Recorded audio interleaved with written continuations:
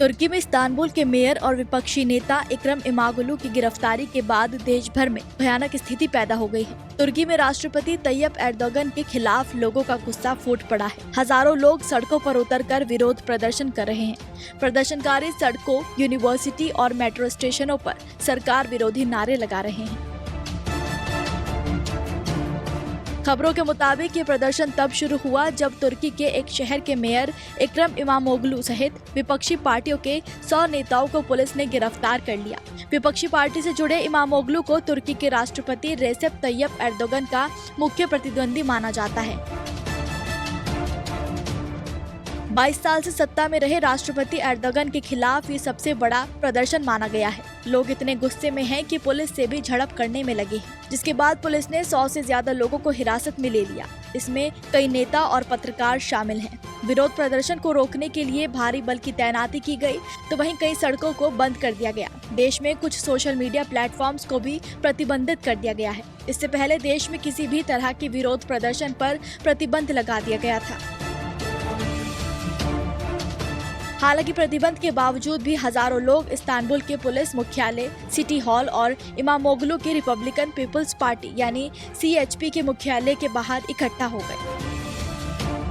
बता दें कि इमामोग्लू को भ्रष्टाचार और एक आतंकी संगठन की मदद के आरोप में गिरफ्तार किया गया है। इमामोग्लू, जो कि 54 साल के हैं, आधुनिक तुर्की के निर्माता मुस्तफा कमाल पाशा की पार्टी रिपब्लिकन पीपल्स पार्टी के नेता हैं। उन्हें 23 मार्च को राष्ट्रपति उम्मीदवार बनाया जाना था, लेकिन इससे पहले ही उन्हें भ्रष्टाचार के आरोप लगाकर गिरफ्तार कर लिया गया। इमामोग्लू राष्ट्रपति एर्दोगन के प्रशासन के खिलाफ एक मजबूत विपक्षी चेहरा बनकर उभरे हैं।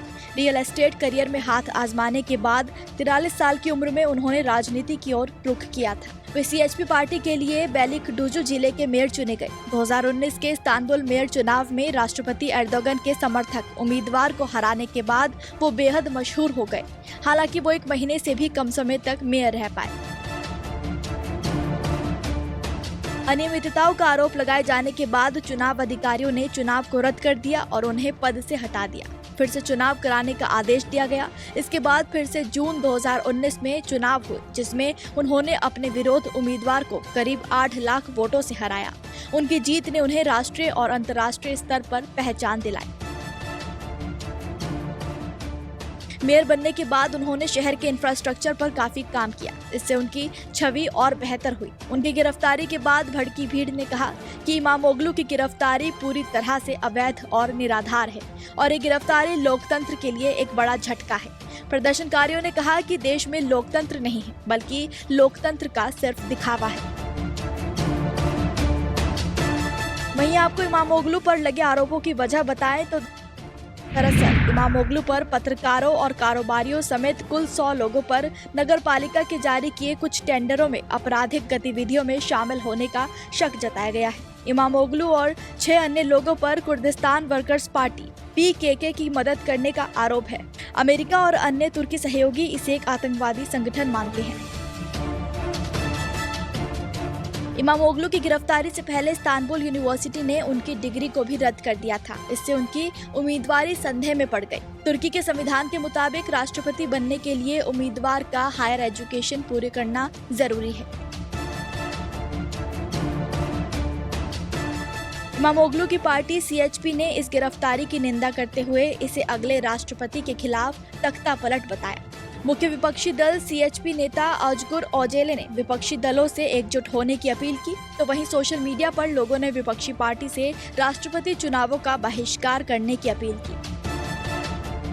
उन्होंने कहा कि देश में अब निष्पक्ष और लोकतांत्रिक तरीके से चुनाव संभव नहीं है। वहीं तुर्की सरकार ने विपक्ष के सभी आरोपों को सिरे से नकारते हुए कहा कि देश की न्यायपालिका अभी भी स्वतंत्र है। 2024 के इस्तांबुल मेयर चुनाव में एक बार फिर से एर्दोगन समर्थन उम्मीदवार को हराकर इमामोग्लू मेयर बने। एर्दोगन समर्थित उम्मीदवार को लगातार तीसरी बार हराने को इमामोग्लू के लिए बड़ी उपलब्धि के तौर पर देखा गया। वहीं तुर्की में कई राजनीतिक जानकारों ने इसे एर्दोगन की अब तक की सबसे बुरी हार का करार दिया। दरअसल इस्तांबुल वो जगह है जहां एर्दोगन बड़े हुए, यहां से पहली बार वो मेयर बने। ऐसे में उनकी पार्टी के उम्मीदवार की हार एक बड़ा झटका था। इमामोग्लू की जीत के बाद उन्हें अगला राष्ट्रपति माना जा रहा है। देश भर में हुए निकाय चुनावों में विपक्षी CHP पार्टी ने तुर्की के उन बड़े शहरों और नगरपालिकाओं में जीत दर्ज की जो एर्दोगन के सत्तारूढ़ दल AK पार्टी का गढ़ मानी जाती है। तो वहीं अब लोगों का कहना है कि हार से बचने के लिए एर्दोगन ने ये कदम उठाया है।